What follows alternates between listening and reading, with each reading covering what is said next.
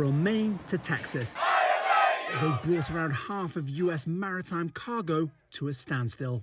We're just looking for what we deserve. Some 45,000 longshoremen and women on strike, and many picketing ports at major Atlantic and Gulf coasts in a fight over wages and the automation of their jobs. We don't want robots doing our jobs.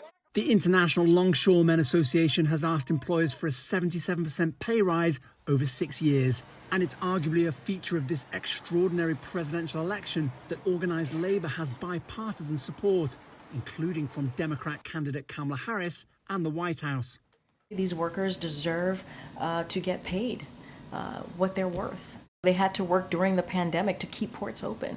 That was not an easy thing to do. They put themselves at risk. But also notably Republican presidential candidate Donald Trump, who told Fox News, everybody understands the dock workers because they were decimated by this inflation, just like everybody else in our country and beyond. The worst inflation crisis for 40 years was driven partly by COVID-19 supply chain disruptions giving way to overwhelming demand. But if the White House thinks the impact of this strike on critical supplies will be limited, the former governor of Maryland visiting the picket line at Baltimore's port was more concerned. I think right away you could start seeing shortages with respect to things like vegetables and fruits and things that are perishable that they've got to get in and out quickly.